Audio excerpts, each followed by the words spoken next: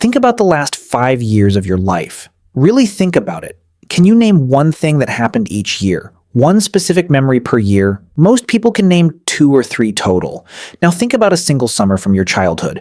You can probably name 20 things. Same amount of time, completely different density. That gap is not a feeling, it is a measurable neurological phenomenon. And understanding it changes how you think about every day you have left. Because here is what nobody tells you. Time is not actually speeding up. The clock runs exactly the same as it always did. What is changing is you. Specifically, what is changing is the way your brain decides what is worth remembering. And once that process shifts, it shifts in one direction only. Let's start with the oldest explanation, because it is still the most important one.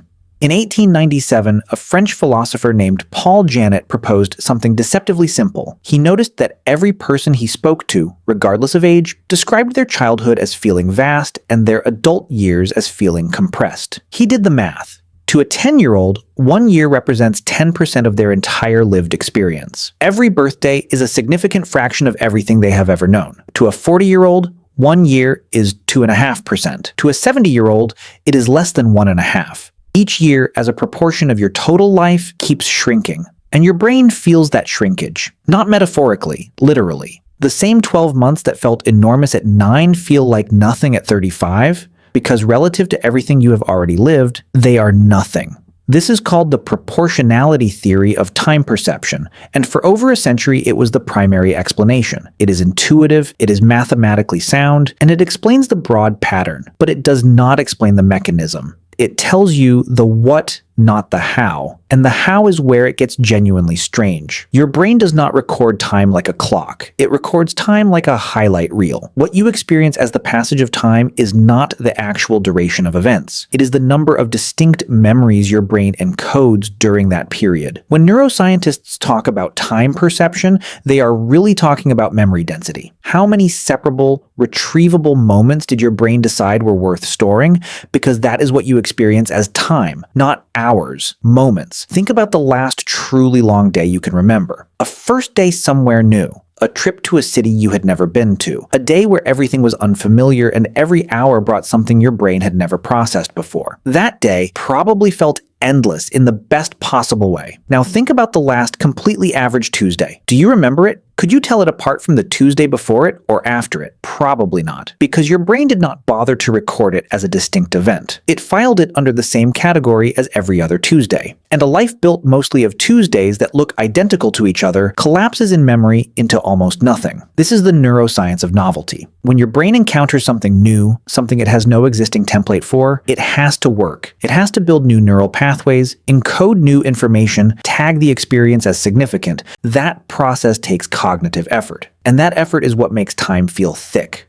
What makes it feel like it is actually passing. When you are a child, almost everything is new. Every year brings experiences your brain has never categorized before. First days of school, first friendships, first time on a plane, first heartbreak. Your brain is working constantly. It is recording constantly. And the result is that childhood feels enormous in memory because it was enormous in information. Your brain was building itself in real time, and every new experience was a brick. Then routine sets in. Routine is the enemy of felt time. Not because routine is bad in every sense. Routine is efficient. Your brain is an extraordinary optimization machine. Once it has learned how to do something, how to drive to work, how to navigate your morning, how to interact with the people you see every day, it stops paying close attention. It runs the pattern on autopilot. And autopilot does not generate memories. It generates nothing.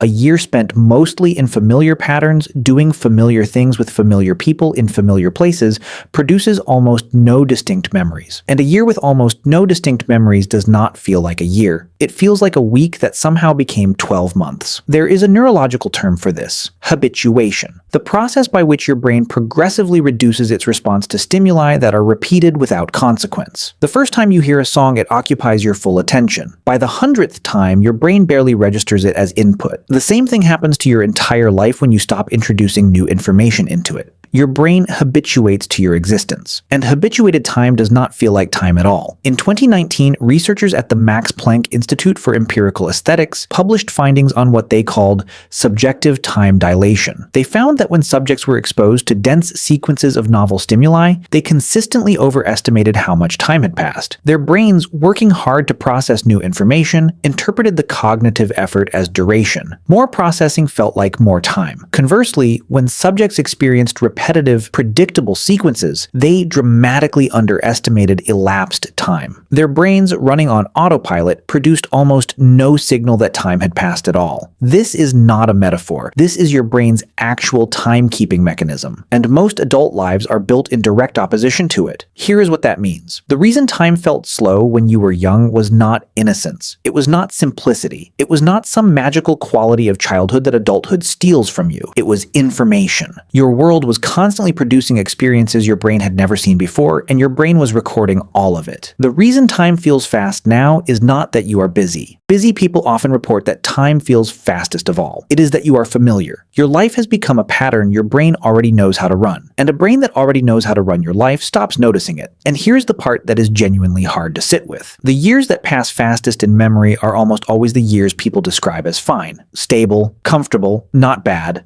just unremarkable. The years that feel long, that feel dense and full and real, are almost always the years something changed. A move, a loss, a beginning. The very experiences that feel hardest while you are inside them are the ones that generate the most memories, and therefore the ones that feel most like actual living when you look back. Your brain is keeping score, not of how much you enjoyed your life, of how much new information you gave it to work with, and a life that gives it very little to work with disappears fast. So what do you do with that? The answer is not to manufacture chaos. It is not to blow up your routine or seek out suffering for the sake of feeling alive. The answer is simpler and harder than that. It is to keep introducing your brain to things it has not seen before. A new place, a new skill, a conversation with someone whose life looks nothing like yours, a problem that requires you to think in a way you have never thought before. These are not luxuries. They are the mechanism by which your brain generates the felt sense of a life actually being lived. Every year that passes without novelty is a year your brain will compress into almost nothing. Every year that challenges you, that disorients you, that asks your brain to work in ways it hasn't before, is a year that will feel long and full and real when you look back at it. The clock runs exactly the same as it always did. What changes is what you give it to count.